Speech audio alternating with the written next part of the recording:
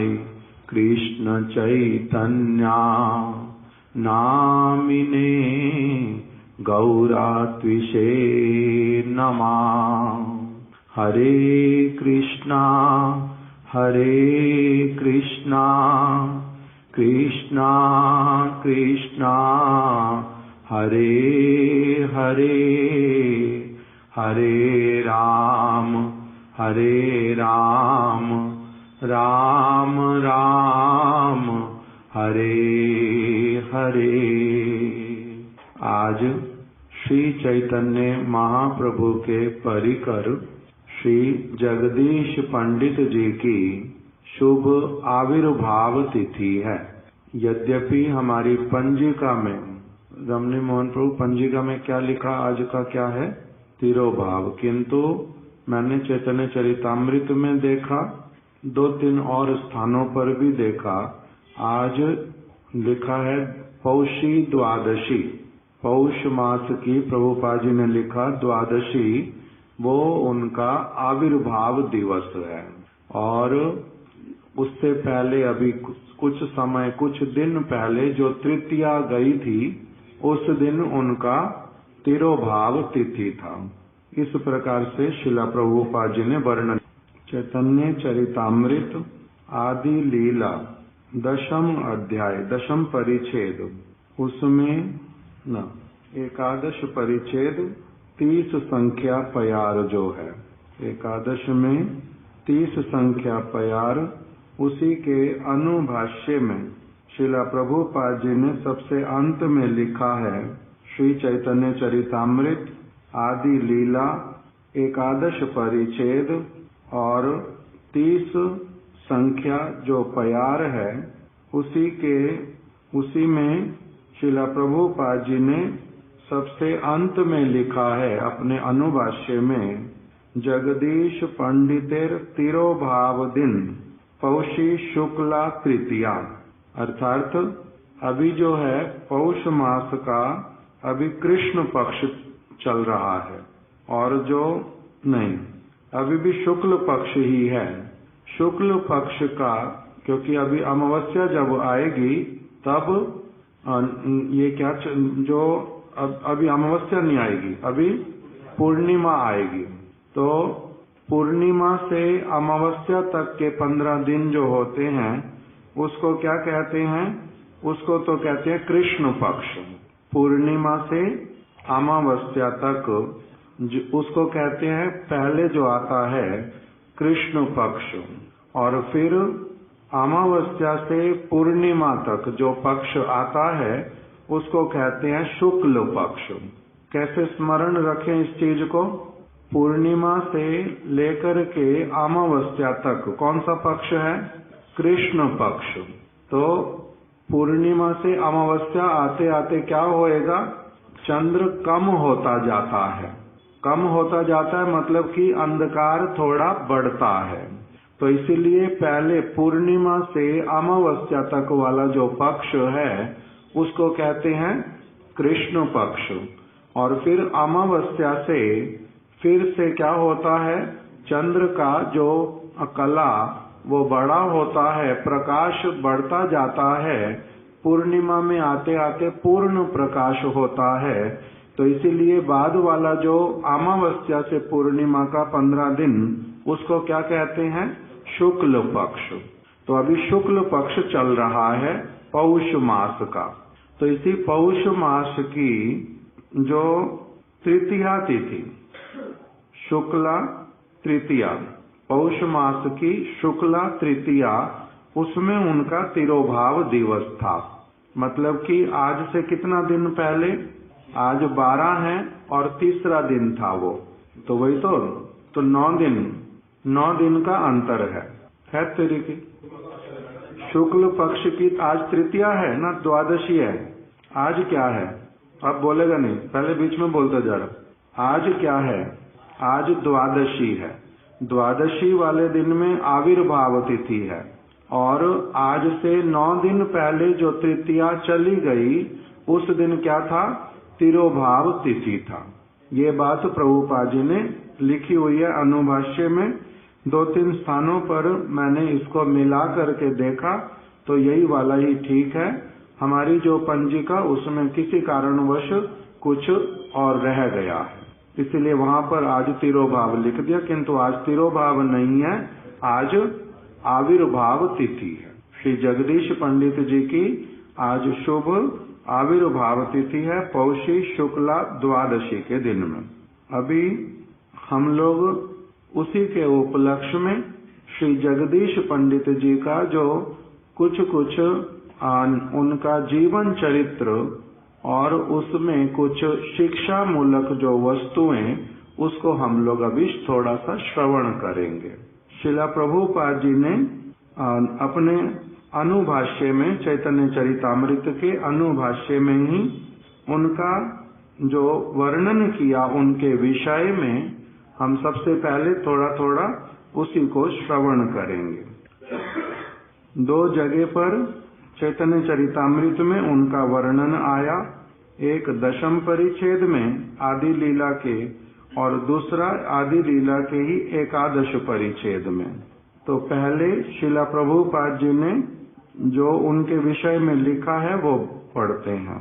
श्री चैतन्य चरितामृत आदि लीला 10वें परिच्छेद, उसमें 70 संख्या प्यार में जहाँ पर बतलाया जा रहा है कि श्री चैतन्य महाप्रभु की जो शाखा और जो नित्यानंद प्रभु इत्यादि की शाखा मतलब उनके गणों में जिन जिनका गिनती होता है, जो उनके विचारों के साथ में पूर्ण रूप में एक साथ हो करके चलते हैं, जो उनको पूर्ण रूप में समर्पित हैं, उनका कहते हैं कि ये कौन है, उनकी शाखा में है, अर्थात तो उनकी परंपरा में है, उनकी धारा में है। तो इसीलिए इसी आदि लीला में कविराज गोस्वामी ने, जहाँ पर महाप्रभु नित्यानंद प्रभु, क्योंकि इनका गिनती दोनों की शाखा में किया गया, तो उसमें सबसे पहले लिखा जगदीश पंडित आर हिरण्य महाशय जारे कृपा कैला बाल्ये प्रभु दयामय, एई दुई घरे प्रभु एकादशी दिने विष्णुर नैवेद्य मांगी खाइला आपने। जगदीश पंडित और हिरण्य महाशय ये 2 भाई हैं और इनके ऊपर श्री चैतन्य महाप्रभु ने बाल्य अवस्था में ही इनके दोनों के ऊपर कृपा की थी। एई दुई घरे प्रभु एकादशी दिन, इनके घर से श्री चैतन्य महाप्रभु ने एकादशी के दिन में विष्णुर नैवेद्य मागिया खाइला आपने, उन्होंने अपने घर में क्रंदन किया। श्री चैतन्य महाप्रभु छोटे बालक, आविर्भाव स्थान कहाँ पर है चैतन्य महाप्रभु का? श्रीधाम मायापुर में। वहीं पर ही निकट में ही श्री जगदीश पंडित जी अपनी सहधर्मिणी दुखिनी, उनकी पत्नी का नाम था दुखिनी, तो उसके साथ में और अपने भाई जो हिरण्य जिनका नाम था उनके साथ में रहते थे। मायापुर के अंतर्गत ही गंगा के तट पर।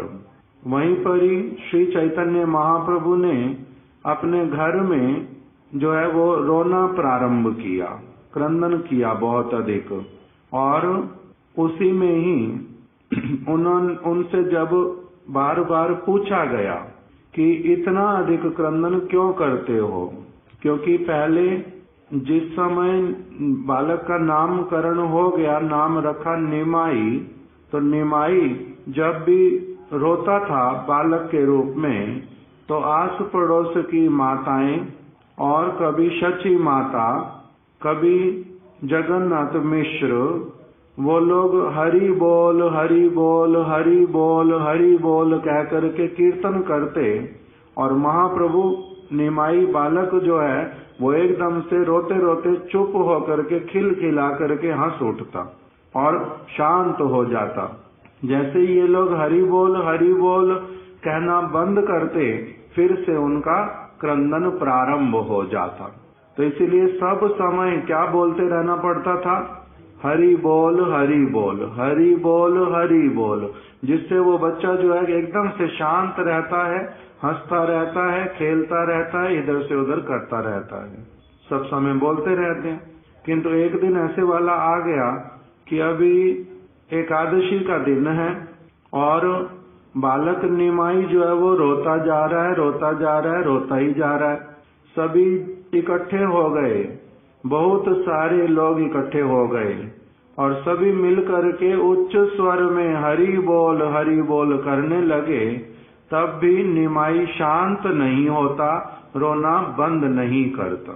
तब उनके पिता ने, जिनका नाम क्या है, महाप्रभु निमाई के पिताजी का नाम क्या है?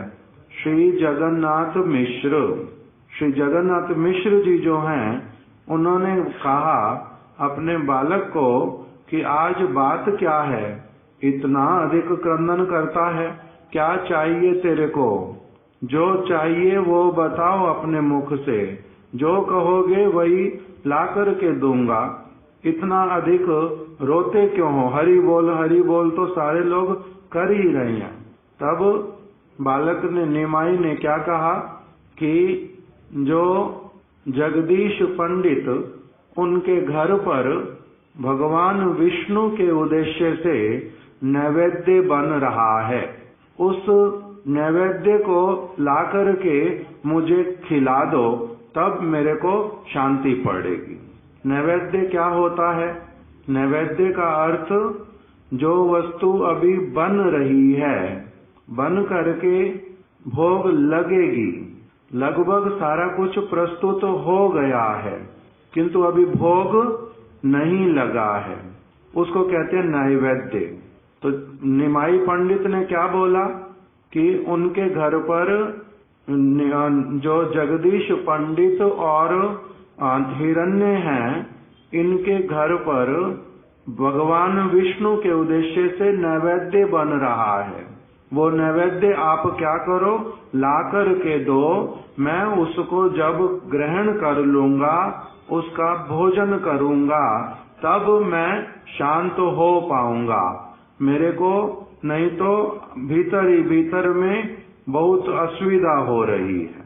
तो उन्होंने फिर बड़ा आश्चर्य हुआ, क्योंकि जगदीश पंडित जी का घर और शची माता का घर बिल्कुल पास में नहीं था, एकदम से दीवार के साथ दीवार लगी हुई नहीं थी, अथवा गली में ही एक दो घर छोड़ कर के नहीं था, कुछ दूरी पर था।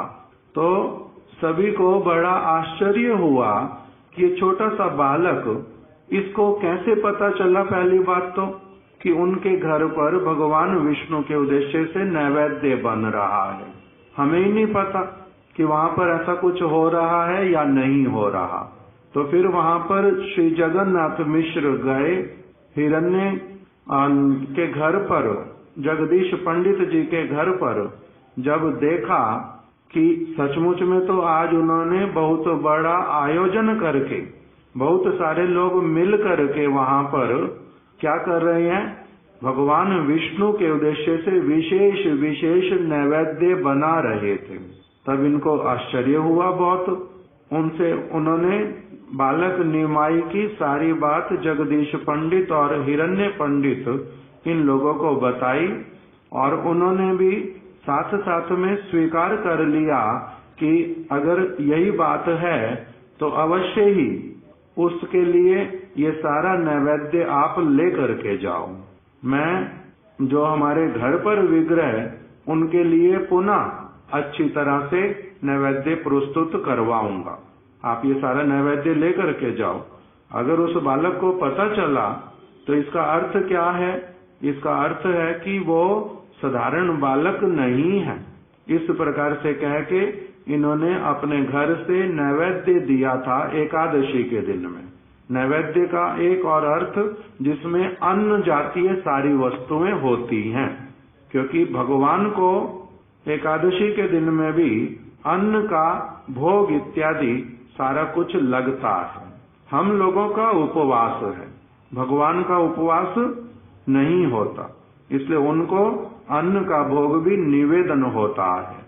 और निमाई ने उसको लेकर के स्वयं ग्रहण किया। अपने साथ में जो छोटे छोटे बालक, उन सबको भी फिर वो वाला नैवेद्य प्रदान किया और इस प्रकार से फिर शांत हुए। इसीलिए कविराज गोस्वामी ने बड़े संक्षेप में लिख दिया, जगदीश पंडित आर हिरण्य महाशय, जारे कृपा कैला बाल्य प्रभु दयामय। निमाई पंडित बालक हैं किंतु बड़े दयामय हैं ये प्रभु। इन्होंने अपनी बाल्य अवस्था में ही क्या किया था, श्री जगदीश पंडित और हिरण्य महाशय के ऊपर कृपा की थी। यही दुई घरे प्रभु एकादशी दिने विष्णुर नैवेद्य मागी खाइला आपने। अपनी आप मांग करके उनके घर पर प्रस्तुत नैवेद्य को उनके द्वारा अभी निवेदन भी भगवान को नहीं किया गया, अभी तो केवल मन में इच्छा की थी नैवेद्य अर्पित करेंगे, बना रहे थे, उसी में ही इन्होंने अपनी आप मांग करके ले लिया। इसी के लिए बाद में प्यार लिख दिया कि अभक्तेर द्रव्य प्रभु उलटी नाई चाहे, भक्तेर द्रव्य प्रभु काड़ी काड़ी खाए। अर्थात भक्तों की वस्तुओं को भगवान अपनी आप से मांग मांग करके खा लेते हैं, ले लेते हैं, और जो अभक्त हैं उनकी चीज को उनके द्वारा बना करके निवेदन कर देने पर भी, बड़े सारे मंत्र पढ़ने पर भी और कुछ करने पर भी, दुर्योधन ने जैसे कृष्ण के सामने सब कुछ प्रस्तुत कर दिया किंतु कृष्ण ने उस ओर देखा तक भी नहीं कि क्या देना चाहता है। इस प्रकार से चैतन्य भागवत में लिख दिया, भक्तेर द्रव्य प्रभु काड़ी काड़ी खाए। भक्त के घर से भक्त की वस्तु को भगवान क्या करते हैं, भक्तेर द्रव्य प्रभु काड़ी काड़ी खाए। उसको केशव प्रभु दूध ले लो। तो भक्त के द्रव्य को क्या करते हैं, मांग मांग करके अपनी आप से ले लेते हैं। इस प्रकार से लिखा।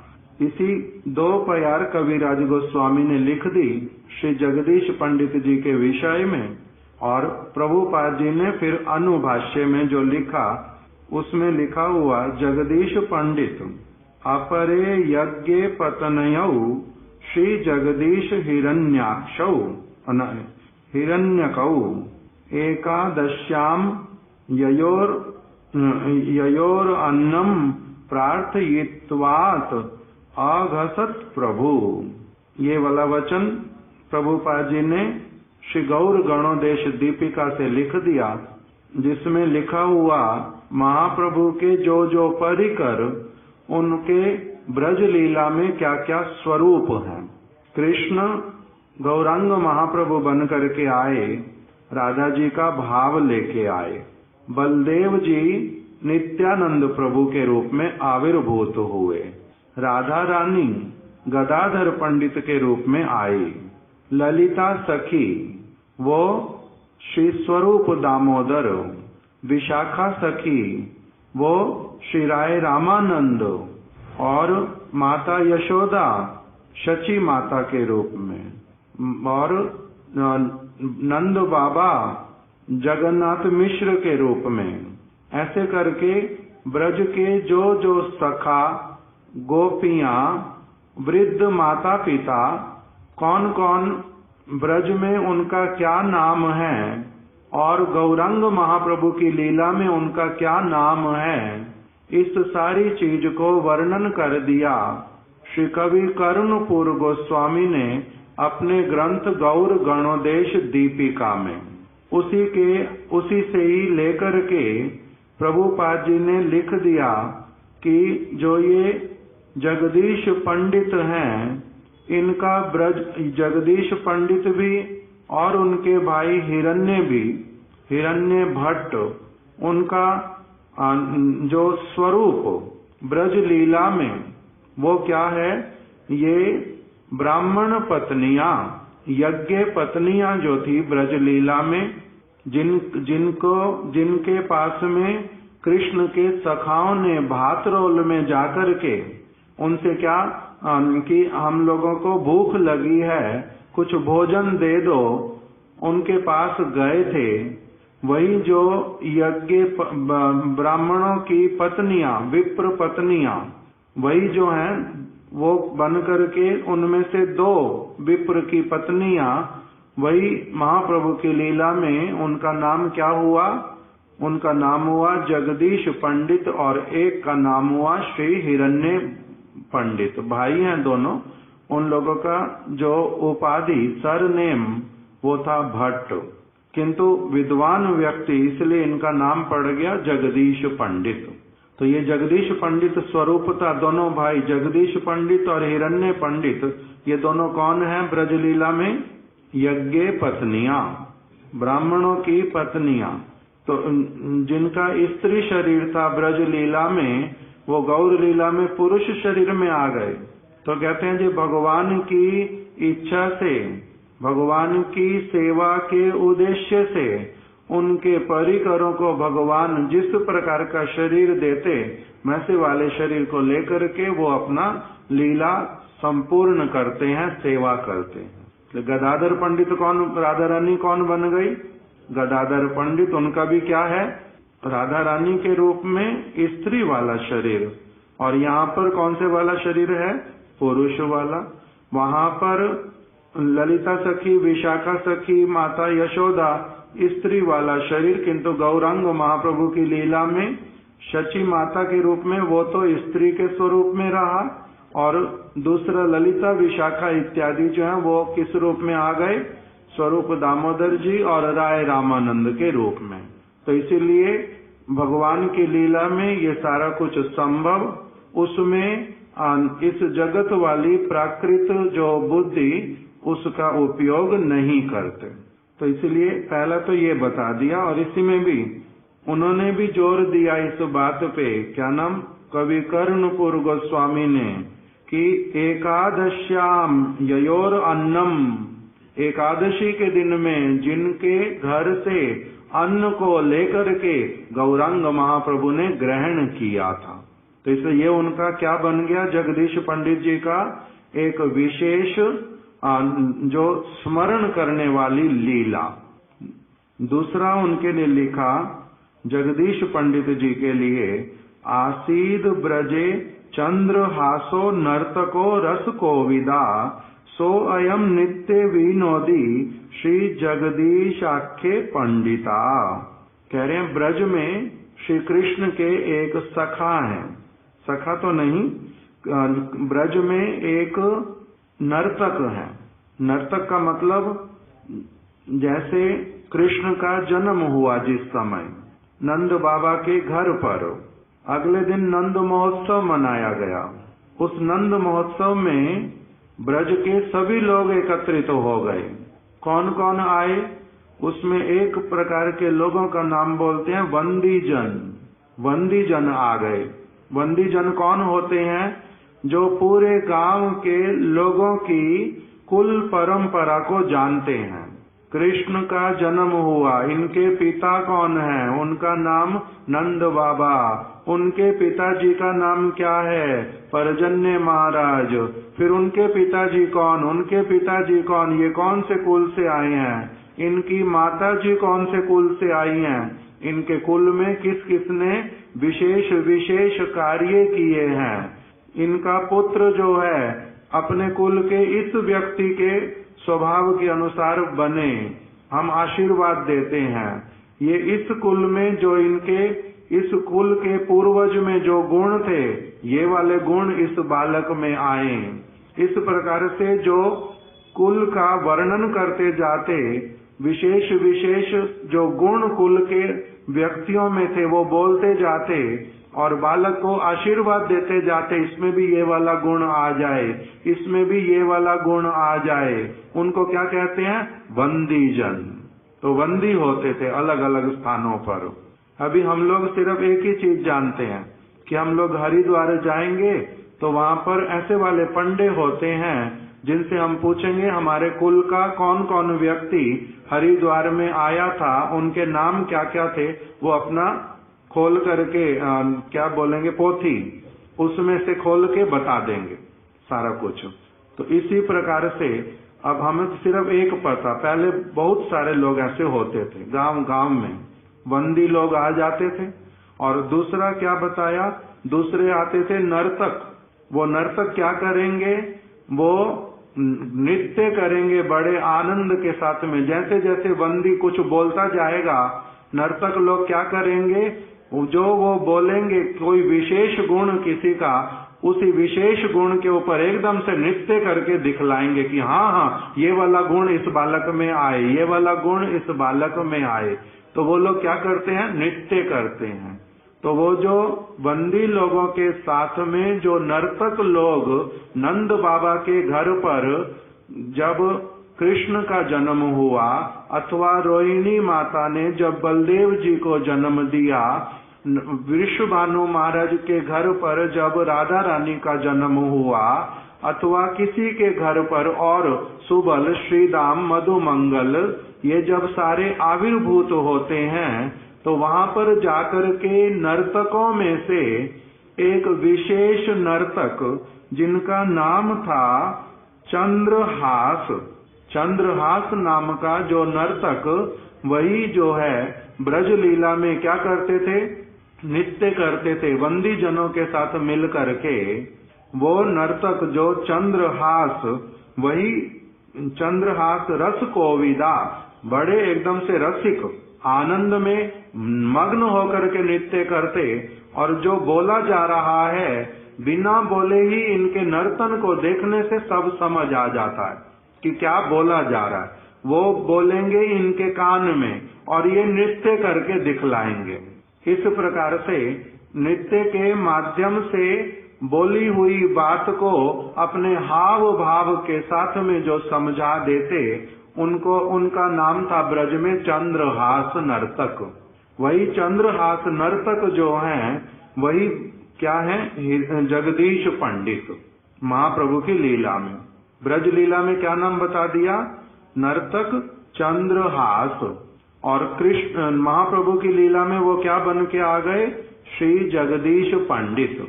अभी किंतु दो बातें सुन ली। पहला कि जगदीश पंडित जो हैं वो यज्ञ पत्नियों में से एक हैं।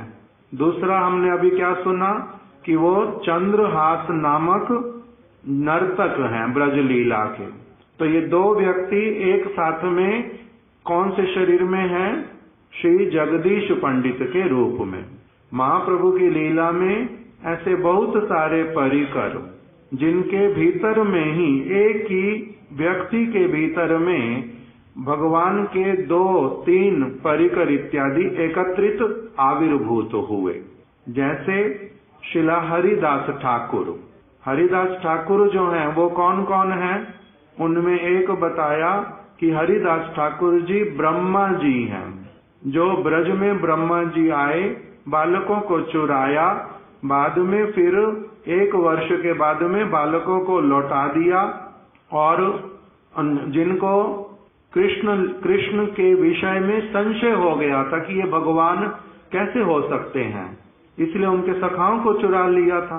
1 वर्ष के बाद में क्या हुआ था, कृष्ण तो सारे बालक बन गए थे, सारे बछड़े बन गए थे, उनका सारा कुछ कृष्ण ही बन गए थे। इनको देख करके आश्चर्य हुआ बहुत अधिक। मैंने बालकों को चोरी करके, बछड़ों को चोरी करके गुफाओं में छिपा दिया था, और अब फिर देख रहा हूँ कि कृष्ण के साथ सारे सखा भी हैं पड़े, बछड़े भी हैं पड़े, और जैसे जैसे उनका रंग था, जैसे वस्त्र थे, जैसे उनका केश था, सारे उसी प्रकार से विभिन्न रूप वाले सारे यही के यही हैं। ये क्या है, मैंने जो बालक रखे थे, बछड़े रखे थे, वो भी हैं पड़े, ये भी सारे हैं पड़े, ये क्या।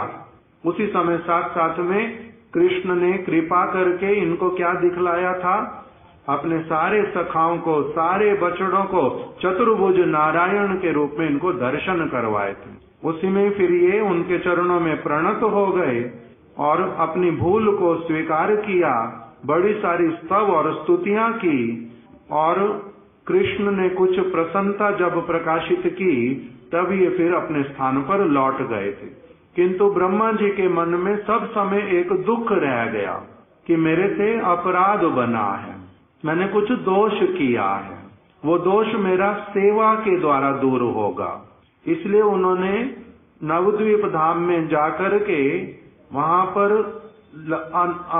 अंतरद्वीप में बैठ करके, जहां पर अंतरद्वीप मतलब मायापुर, वहां बैठ के उन्होंने तपस्या की थी और क्या इच्छा किया कि मैं ऐसी कोई सेवा करने के योग्य बनूं प्रभु की लीला में, जिससे कि मेरा अपराध बोध जो है, मेरे मन में जो ग्लानि है कि मैंने इतना बड़ा दोष किया, मैं इतना बड़ा मूर्ख, मैंने भगवान का परीक्षा लिया, मैंने उनके सखाओं को चोरी किया, बछड़ों को चोरी किया जो उनसे इतना प्रेम करते हैं, इसलिए मेरा ये वाला जो ग्लानि ये दूर तभी होगा जब मेरे से कोई सेवा ले ले। तो वही महाप्रभु की लीला में कौन बने? हरिदास ठाकुर, वही ब्रह्मा जी सेवा करने के लिए। दूसरा उनके बीच में बताया कि प्रहलाद महाराज जी भी आए। क्यों? क्योंकि भगवान की सेवा करने के लिए जिस प्रकार का सहनशीलता चाहिए पूर्ण रूप में, वो प्रहलाद महाराज जी में था। इसलिए प्रहलाद महाराज जी ब्रह्मा जी दोनों मिल करके क्या बन गए? हरिदास ठाकुर। और एक ब्राह्मण कुमार था, उसने क्या किया था? उसके पिताजी ऋषि हैं, उन्होंने कहा अपने बालक को ठाकुर जी के लिए तुलसी चयन करके ले आओ, और वो तुलसी चयन करके ले आए, पिताजी को दे दी। पिताजी ने जब देखी ऋषि ने, तो देखा कि ये धुली हुई नहीं है, तो उन्होंने अपने पुत्र को, जिसको बहुत बार पहले सिखा चुके थे कि तुलसी जब भी लाना मेरे पास, भगवान की सेवा करने बैठा हूँ, धो करके ही लाना, भोग में दे दूंगा बिना धुली तुलसी, उसके ऊपर मिट्टी लगी होगी, इससे दोष होता है, खराब बात है। इतनी बार इसको समझा दिया था, समझता नहीं, इसीलिए उनको श्राप दिया, जा तेरा मल्लेश कुल में जन्म हो जाए, तो पाषंडी बन जा, शास्त्र की बात को जो तेरे को इतने दिनों से मैं सिखाता हूँ, सीखता नहीं है तू इस बात को। इसलिए उनको क्या कर दिया? श्रापित किया। इसीलिए वही जो मल्लेश कुल में तेरा जन्म हो, वही ब्राह्मण कुमार भी ब्रह्मा जी और प्रहलाद जी के साथ में मिल गए, और वही उनका जन्म क्या हुआ महाप्रभु की लीला में? हरिदास ठाकुर जी के रूप में। घर भी कौन सा जन्म लिया? मुसलमान कुल में, मल्लेश कुल में। इसीलिए उसमें भी एक लीला बता दी, वो सारा प्रसंग अच्छे से अलग से कभी सुनेंगे। तो जैसे हरिदास ठाकुर में कौन कौन है बताओ, कौन कौन बताया? हरिदास ठाकुर में प्रहलाद महाराज जी, दूसरा ब्रह्मा जी, तीसरा ब्राह्मण बालक, ब्राह्मण कुमार, तीन जैसे एक साथ में किस रूप में आ गए? श्री हरिदास ठाकुर के रूप में। उसी प्रकार से श्री जगदीश पंडित जो हैं, इनमें ब्रज के दो परिकर एक साथ में आविर्भूत हुए। कौन कौन? एक का नाम यज्ञ पत्नी, और दूसरा उनमें कौन मिलकर के आए? चंद्रहास नामक ब्रज के नर्तक। स्पष्ट हुआ? तो ये जगदीश पंडित जी स्वरूपता जो हैं, इस प्रकार का गौर गणोदेश दीपिका में वर्णन आया, और उन्हीं के विषय में प्रभुपाद जी ने ये दोनों श्लोक एक साथ में वर्णन कर दिए। उसके बाद में बताया कि जगदीश पंडित परम ज्योतिर्मय, सा पार्षदे नित्यानंद जार धन प्राण। जगदीश पंडित परम ज्योतिर्धाम, सा पार्षदे नित्यानंद जार धन प्राण। जो जगदीश पंडित जी नित्यानंद प्रभु और उनके परिकर सारे जगदीश पंडित को प्राणों से भी अधिक प्रिय थे। कहाँ रहते थे ये जगदीश पंडित? श्रीधाम मायापुर में, महाप्रभु के घर से कुछ दूरी पर। ऐसे रहने वाले यहाँ के नहीं थे, उनका इतिहास भी प्रभुपाद जी ने वर्णन किया। पहले ये लोग गुवाहाटी में रहते थे। इनका जन्म स्थान गुवाहाटी, अभी जिसको गुवाहाटी बोलते हैं, उसमें उस समय उसका नाम कुछ और था, वो भी लिखा हुआ। जैसा भी हो, पहले वहां पर रहते थे। उसके बाद में फिर जब इनके माता पिता जी परलोक सिधार गए, तब ये अपने भाई को, जगदीश पंडित अपने भाई हिरण्य को और अपनी पत्नी दुखिनी देवी को साथ में लेकर के 3 लोग कहाँ पर आ गए कि हम लोग गंगा के तट पर जाकर के रहेंगे। हम लोग वहां पर वैष्णवों का संग करेंगे। हम लोग वहां रह कर के भागवत को अच्छी तरह से सुनेंगे। इस भावना के साथ में वो लोग गुवाहाटी से कहाँ पर आ गए? मायापुर में। वहां पर वैष्णवों का संग करेंगे, भागवत सुनेंगे, गंगा के तट पर रहेंगे। इसके द्वारा हमारा सदगति होगा। ये भावना लेकर के वो लोग आ गए थे श्री नवद्वीप धाम में। जगदीश पंडित जी की जो आयु वो लगभग थी जगन्नाथ मिश्र के समान। महाप्रभु के पिताजी जगन्नाथ मिश्र, उनका जगदीश पंडित जी के साथ में बहुत अधिक मित्रता था। उसमें लिख करके रखा सौहार्द भाव, बड़े अच्छे मित्र थे। हृदय उनका बड़ी अच्छी तरह से एक दूसरे के साथ में मिलता था। और जो दुखिनी देवी, वो शची माता की अत्यंत प्रिय सखी थी। इसलिए जब महाप्रभु निमाई छोटे बालक थे, तो उस समय कभी कभी दुखिनी देवी का भी स्तनपान करते थे। इसलिए प्रभुपाद जी ने लिख करके रख दिया कि महाप्रभु निमाई के रूप में जिनके दुग्ध को पान करेंगे बड़े प्रेम के साथ में, वो कोई साधारण महिला हो सकती, वो अवश्य ही उनके परिकर में गणित। तो इस प्रकार से जगदीश पंडित जी ये आयु में बड़े और श्री जगन्नाथ मिश्र के जो आयु में लगभग समकालीन समान आयु वाले, और उनकी पत्नी जो है वो माता शची की सखी और निमाई को अपना दुग्ध पान कराने वाली। और जब महाप्रभु धीरे धीरे बड़े होते गए, एकादशी वाला तो हमने सुना अभी कि छोटे बालक की अवस्था में एकादशी के दिन में उनके यहाँ से विष्णु नैवेद्य मंगवाया। फिर धीरे धीरे महाप्रभु बड़े हुए और उसके बाद में जब भक्त बन गए, भक्त निमाई दीक्षा हो गई, नवद्वीप में आ गए, तब जो जगदीश पंडित उनको भी, वो तो पहले से ही भक्त थे। और अब जब महाप्रभु नित्य कीर्तन करते हैं तो जगदीश पंडित जी, हिरण्य भट्ट जी उनके भाई, ये सभी भी उन महाप्रभु के कीर्तन में सब समय सम्मिलित होते हैं। और महाप्रभु ने इनको प्रचार कार्य करने के लिए भेजा कि आप जाओ नीलाचल में, जगन्नाथपुरी में। अभी महाप्रभु वहां पर उस समय सन्यासी बन के गए नहीं थे, उससे भी पहले, कि आप जैसे लोकनाथ गोस्वामी और भूगर्भ गोस्वामी को महाप्रभु ने अपने सन्यास से पहले ही क्या किया था, वृंदावन भेज दिया था कि आप लोग वृंदावन जाओ, वहीं पर ही कृष्ण की लीला स्थलियों पर रहो और वहीं पर ही आप लीला स्थलियों को ठीक से प्रकाशित भी करो।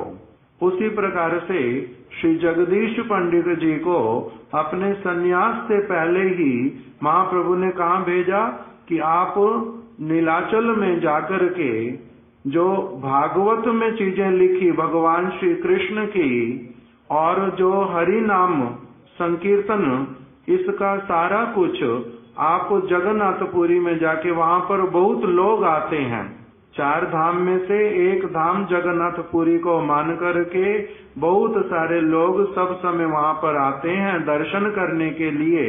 आप उन्हीं लोगों में से कुछ लोगों को, जो जो श्रद्धालु हों, उनको आप क्या करो, भागवत की वाणी और जो हरि नाम संकीर्तन, इसके विषय में उनको शिक्षा प्रदान करो।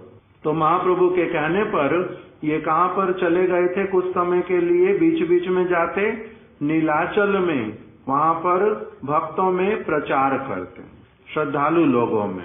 उसी समय एक बार ये जगन्नाथपुरी से जब इनको मन में बार बार इधर आता है मेरे को जाना महाप्रभु के पास में, और उधर जो जगन्नाथ देव हैं उनको छोड़ने की इच्छा नहीं करती, उनको छोड़ने की इच्छा नहीं करती। अब जिस वस्तु की अधिक प्रबलता होएगी उसी के साथ में क्या होगा, उसी तरफ व्यक्ति चलना प्रारंभ करेगा। तो अभी महाप्रभु को के प्रति अधिक आकर्षण, इसीलिए उसी तरफ चल पड़े, किंतु मन में बहुत अधिक भार लगता है।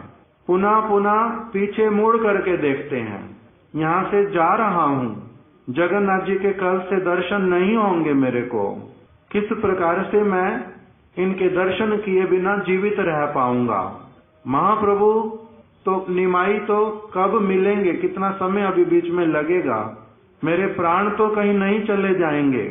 इस प्रकार से बड़ा दुख कर रहे। किसको इस प्रकार का दुख होता है?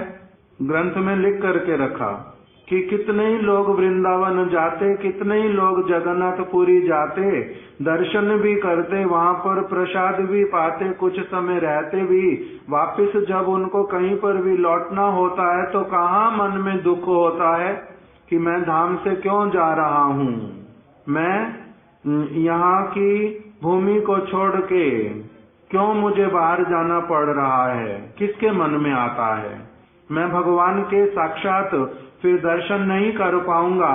ऐसा क्या नहीं हो सकता कि मेरे को सब समय इनके दर्शन हो, यहीं पर ही रहूं, यहीं सेवा करूं? ये कितने लोगों के मन में आता है। तो कहते हैं कोई कोई परम सौभाग्यशाली जो जिसके ऊपर भगवान का बहुत विशेष कृपा होता है, उसके मन में इस प्रकार की भावनाएं आती हैं। नहीं तो वहां पर रहने पर भी नहीं आती, वहां से जाने पर भी नहीं आती। तो इसलिए इनका परम सौभाग्य था, इसलिए इस प्रकार की इनकी अवस्था होती। इसीलिए भगवान जगन्नाथ ने अपनी आप से, अपने सेवकों के माध्यम से इनको बुलवाया कि उसको कहो कि वापिस लौट आ जाए पीछे, जगदीश पंडित को बुलाओ। बुला लिया। वहीं पर राजा ने आदेश किया, जगन्नाथ देव ने राजा को आदेश किया कि हमारा अभी कुछ दिनों में यहाँ पर जो है दूसरा विग्रह बनेगा। इसको कहते हैं नव कलेवर। वहां पर जगन्नाथपुरी में किसी किसी विशेष समय में जगन्नाथ जी का एक नया विग्रह बनता है।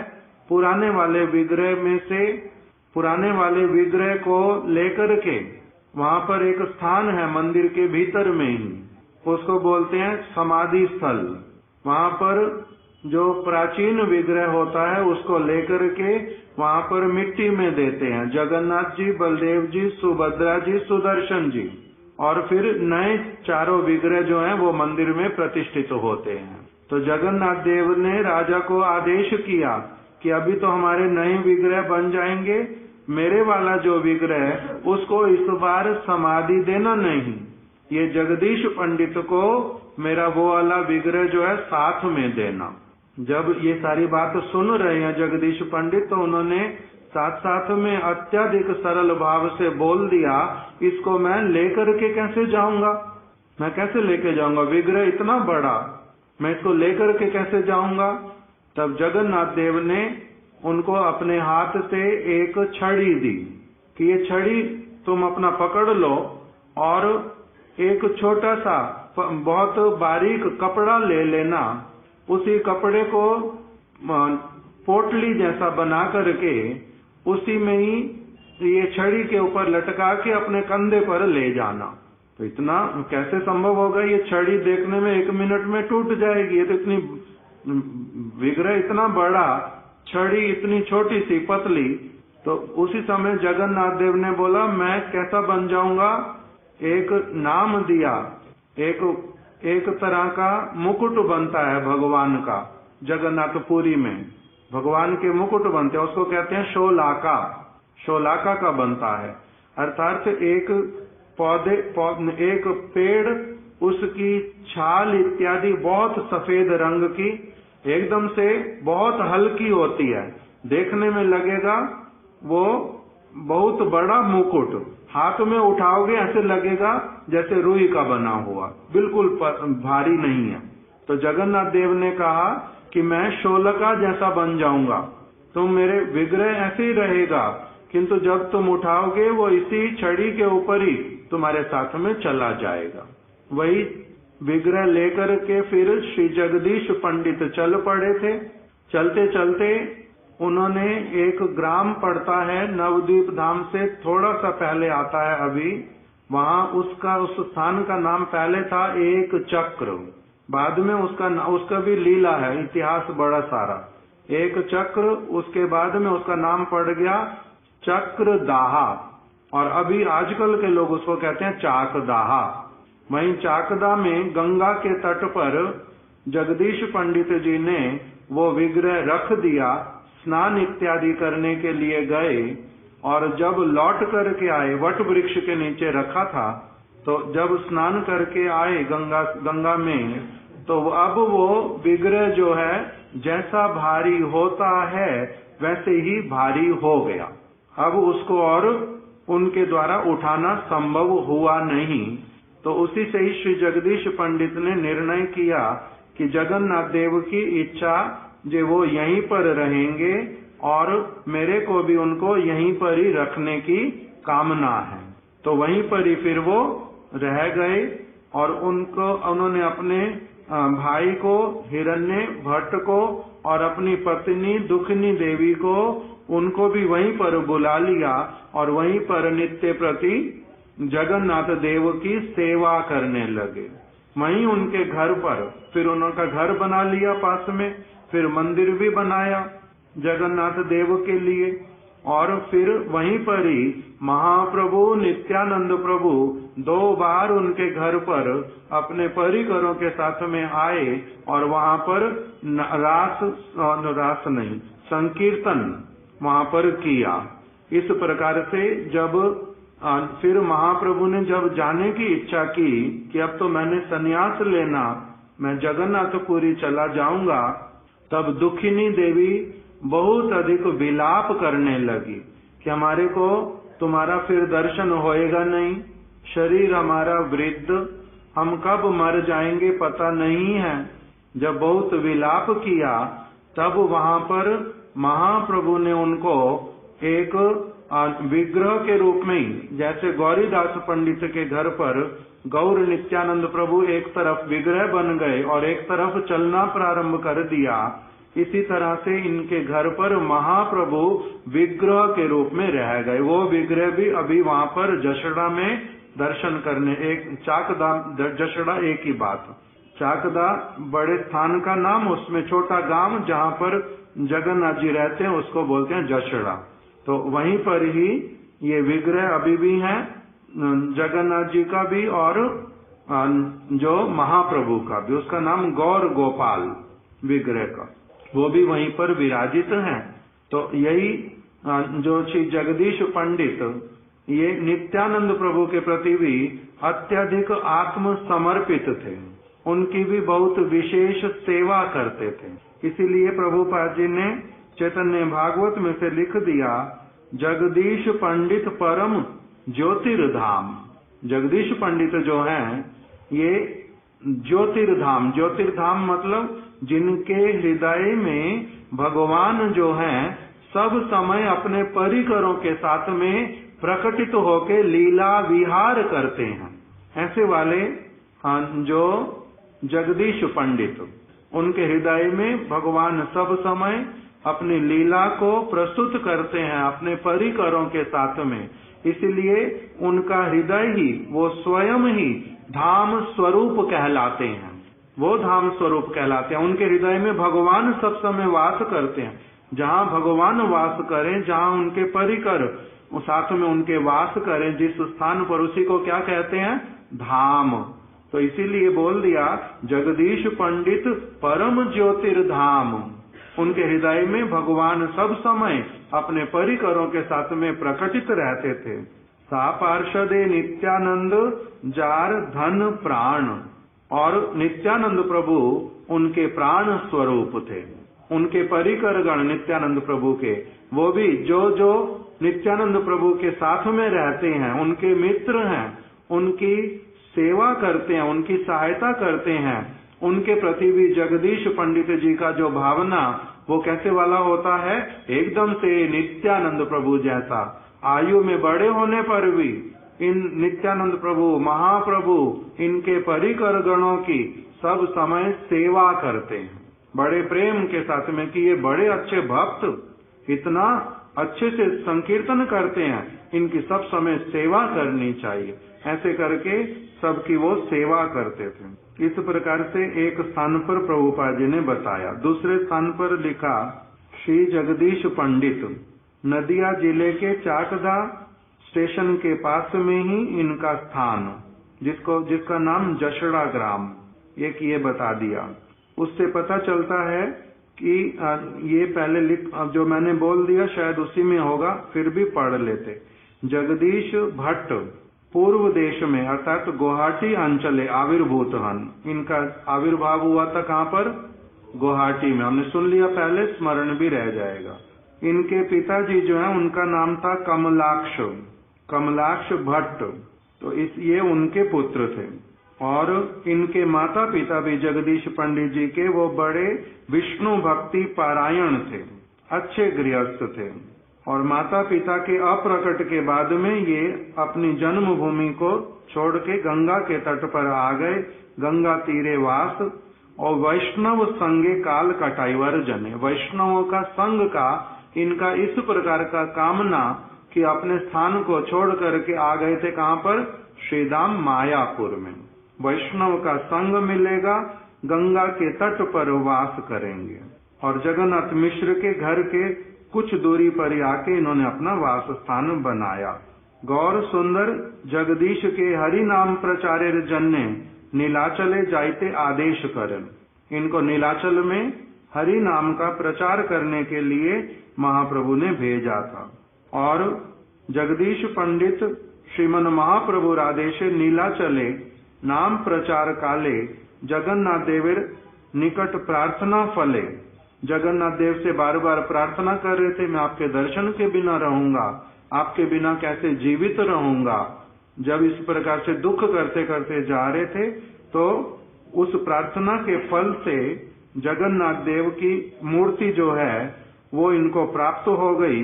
और ये उसी को लेकर के चाकदा तक पहुंचे थे।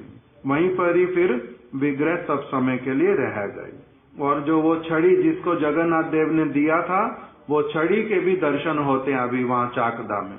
वो छड़ी भी वहाँ पर रखी हुई। जगन्नाथ विग्रह आना यष्टि, वहाँ पर उसको बोलते हैं यष्टि छड़ी को। और जगन्नाथ विग्रह आना, जिसके ऊपर जगन्नाथ जी आराम से अपना आ गए थे, इस प्रकार का वर्णन किया। श्री गौर नित्यानंद प्रभु सा पार्षदे, अपने पार्षदों के साथ में गौर नित्यानंद प्रभु इनके गांव में गए थे और वहां पर संकीर्तन विहार किया था। हरि कथा कीर्तन का बहुत बड़ा महोत्सव किया था और महामहोत्सव वहां पर उपस्थित हो गया था। इस प्रकार की वहां पर लीला हुई थी जगदीश पंडित के घर पर। तो इसीलिए अभी तक भी वहां पर इस प्रकार का महोत्सव होता है। वो जो स्थान है अभी, वो शिला भक्ति दयित माधव गोस्वामी महाराज जी को वो वाला विग्रह दोनों, और जगन्नाथ जी का विग्रह और गौर गोपाल का विग्रह और वो मंदिर, वहां के लोग सेवा नहीं कर पाते थे, तो इसीलिए वंशधर वंश चलते चलते सेवा नहीं कर पाते थे। तब उन्होंने शिला भक्ति दयित माधव गोस्वामी महाराज जी को 1962 में बुला करके वो सारा स्थान सारा कुछ उनको दिया। उसके बाद से फिर वहां पर अभी श्री चैतन्य गौड़िया मठ के भक्त लोग ही अभी तक भी सेवा करते हैं। अच्छा मंदिर बना दिया, नाट्य मंदिर है, ठाकुर जी की सेवा बड़े अच्छे से होती है। तो इसलिए हमारे जो चैतन्य वाणी पत्रिका बंगाली में, उसमें ये सारा लिखा हुआ कि कैसे जैसे भगवान माधवेंद्र पुरी पाद जी को प्राप्त हुए थे। कहाँ पर? गोवर्धन में। कौन से भगवान? नाम है गोपाल। गोपाल ने अपने आप उनको क्या किया था? पहले सेवकों के छल से, सेवकों को यवनों के भय से सेवकों को कहा हमारे को गोविंद कुंड के निकट में ही झाड़ियों में छिपा दो। बाद में फिर माधवेंद्र पुरी पाद जी को मिले और उनको क्या कहा था कि कबे माधवासी मोरे करीबे सेवन, कब जो माधवेंद्र पुरी पाद आएंगे, कब मेरी सेवा करेंगे, मैं प्रतीक्षा कर रहा था। तो इसी प्रकार से वो चैतन्य वाणी में लिख के रखा कि भगवान कब क्या लीला करते हैं कुछ पता ही चलता नहीं है। शिला माधव गोस्वामी महाराज जी ने उस मंदिर को, उस विग्रह को लेने की इच्छा नहीं की थी कि मेरे को ये सेवा के लिए। उन लोगों ने अपनी आप से कि हम लोग नहीं कर पाते, हमारे वंश के लोग अभी नहीं कर पाएंगे, अपनी आप से स्थान स्थान पर अलग अलग लोगों को देखते रहे महाप्रभु के भक्तों में, और जिसके प्रति बहुत अच्छा भावना श्रद्धा उत्पन्न हुआ उन्हीं को अपनी आप जाकर के निवेदन किया जो हमारी प्रार्थना आप ये जगदीश पंडित जी के सेवित, उनके प्रति कृपा करने वाले जो जगन्नाथ जी, दुखिनी के प्रति कृपा करने वाले जो ये गौर गोपाल, इनकी सेवा अभी तक तो हम लोग कर रहे थे, किंतु अब आप कृपा करके उनकी सेवा को स्वीकार करो, ये हमारी प्रार्थना है। तब शिला भक्ति दयित माधव गोस्वामी महाराज जी ने अयाचित बिना मांगे जो अपनी आप से ये विग्रह मिले, इनकी सेवा मिली, इनको स्वीकार किया और उनकी सेवा करने लगे। अभी तक भी वही जशड़ा गांव में इस प्रकार से श्री चैतन्य गौड़िया मठ की एक शाखा इन विग्रहों की आराधना करती है। उनके साथ में और एक विग्रह है, उनका नाम है श्री राधा वल्लभ, राधा कृष्ण विग्रह। वो भी बहुत प्राचीन, उसका इतिहास भी कुछ न कुछ होगा, मेरे को अधिक पता नहीं। तो जैसा भी हो, इस प्रकार की कुछ जो श्री जगदीश पंडित जी के विषय में बातें हम लोगों ने कुछ श्रवण की ना। श्री जगदीश पंडित जी की जय, उनकी धर्म पत्नी श्री दुखिनी देवी की जय, उनके भ्राता श्री हिरण्य भट्ट जी की जय, श्री जगदीश पंडित जी की शुभ आविर्भाव तिथि की जय, उनकी स्थिति का पालन करने वाले समस्त भक्तों की जय, जशड़ा ग्राम की जय और चाकदा स्थान की जय, महाप्रभु नित्यानंद प्रभु पादांक भूमि की जय। गौर प्रेमानंदे हरि हरि बोल, हरि।